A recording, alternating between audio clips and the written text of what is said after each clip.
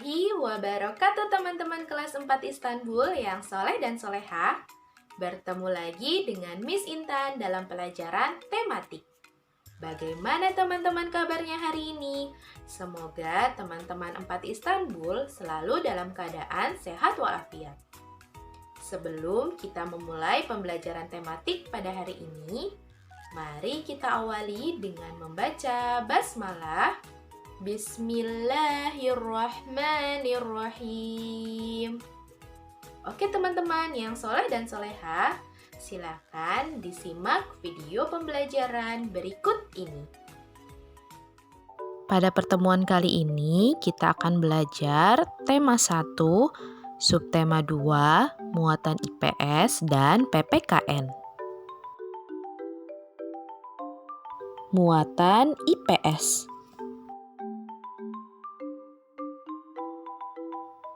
Keragaman agama di Indonesia.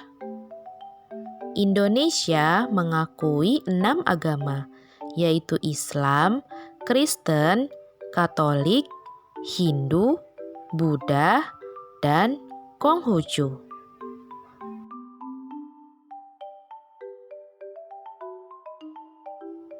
Agama Islam memiliki tempat ibadah yaitu masjid, dan kitab sucinya adalah Al-Quran. Hari besar keagamaan ada Hari Raya Idul Fitri, Hari Raya Idul Adha, Tahun Baru Hijriyah, Maulid Nabi Muhammad, dan Isra Mi'raj.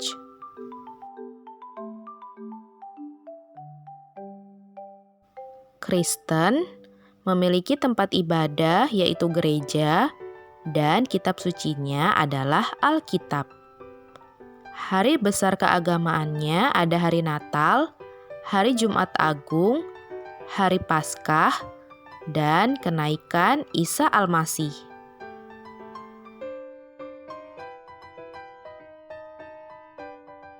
Selanjutnya ada Katolik.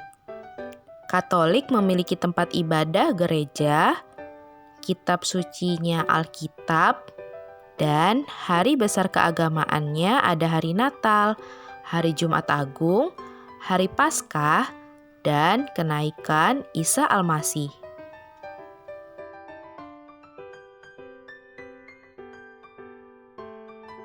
Hindu.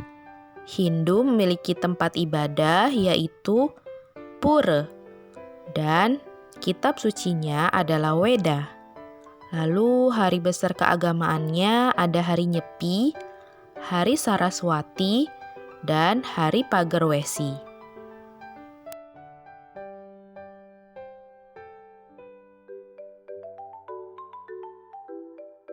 Selanjutnya ada Buddha. Buddha memiliki tempat ibadah wihara, dan kitab sucinya adalah Tripitaka. Kemudian hari besar keagamaannya ada Hari Waisak, Hari Asada, dan Hari Katina.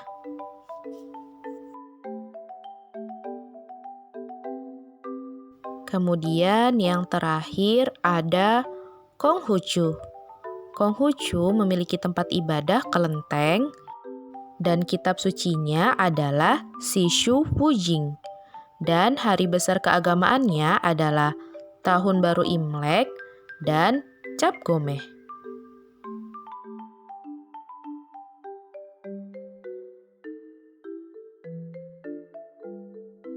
Perayaan hari-hari besar keagamaan di Indonesia. Ada 6 agama yang diakui oleh pemerintah Indonesia, yaitu Islam, Kristen, Katolik, Hindu, Buddha, dan Konghucu. Setiap agama memiliki hari besar masing-masing. Berikut adalah perayaan hari-hari besar keagamaan yang ada di Indonesia. Yang pertama adalah Idul Fitri. Idul Fitri merupakan hari besar keagamaan yang dirayakan umat Islam.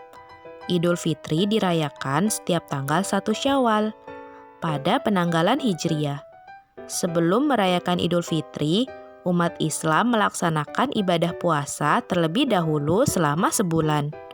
Pada saat Hari Raya Idul Fitri, umat Islam mengunjungi sanak saudaranya untuk berkumpul. Selanjutnya adalah Natal. Natal merupakan hari besar agama umat Kristen dan Katolik yang diperingati setiap tanggal 25 Desember. Natal merupakan hari peringatan kelahiran Yesus, sehingga Natal dimaknai sebagai perayaan yang penuh sukacita.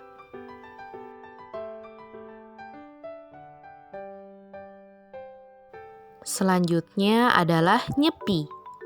Nyepi merupakan hari besar umat Hindu yang dirayakan setiap tahun baru Saka. Perayaan Nyepi didasarkan pada penanggalan Saka.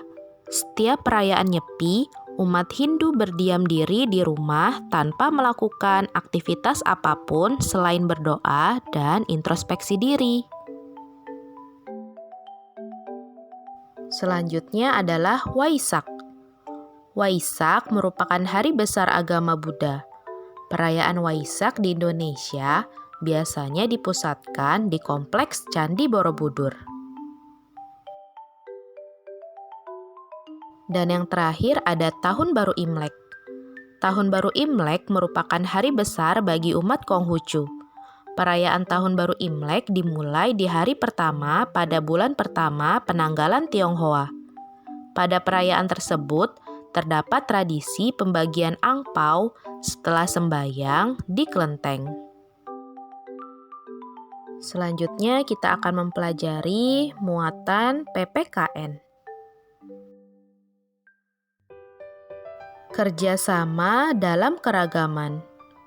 Kerjasama merupakan kegiatan yang dilakukan oleh beberapa orang untuk mencapai suatu tujuan tertentu yang telah disepakati bersama. Manfaat kerjasama yaitu yang pertama, meringankan pekerjaan. Yang kedua, membuat pekerjaan menjadi cepat selesai. Yang ketiga, meningkatkan rasa persatuan dan kesatuan. Yang keempat, memupuk rasa tolong-menolong.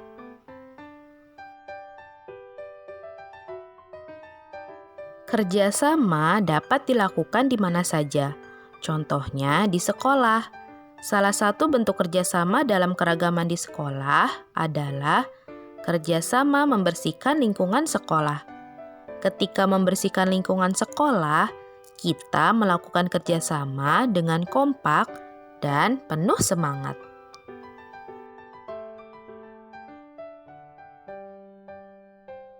Bentuk-bentuk kerjasama di kelas. Kerjasama juga dapat dilakukan di kelas seperti contoh berikut.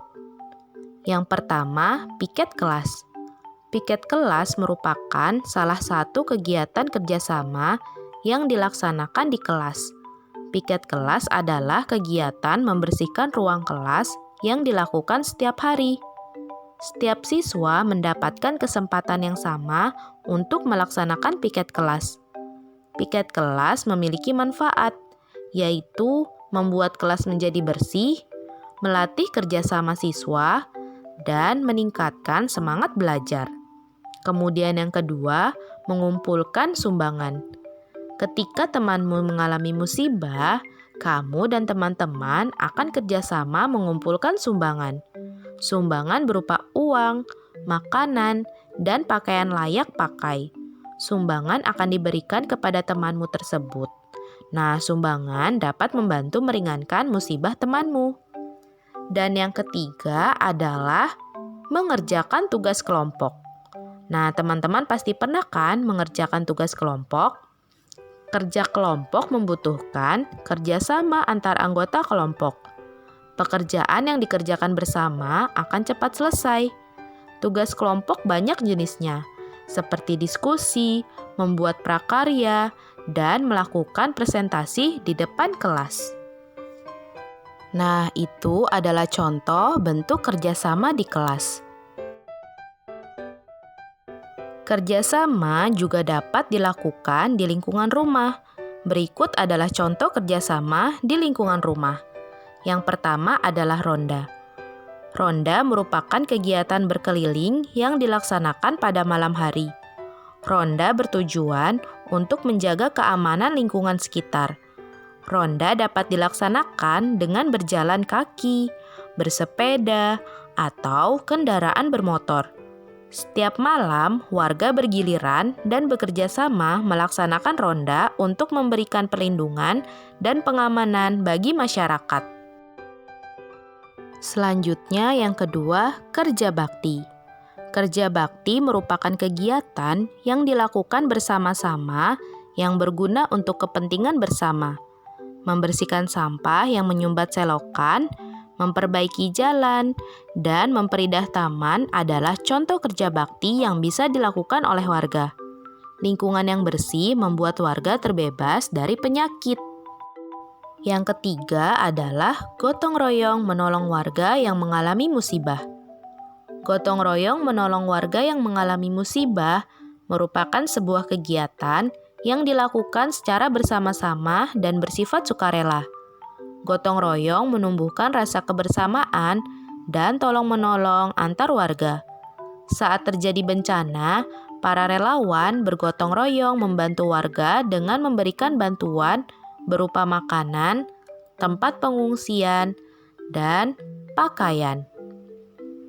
Selanjutnya yang terakhir adalah persiapan Hari Kemerdekaan. Seluruh warga yang berbeda suku dan agama bekerja sama dalam persiapan Hari Kemerdekaan. Para warga bekerja sama menyusun berbagai acara yang akan diadakan saat Hari Kemerdekaan, seperti upacara kemerdekaan dan berbagai macam perlombaan.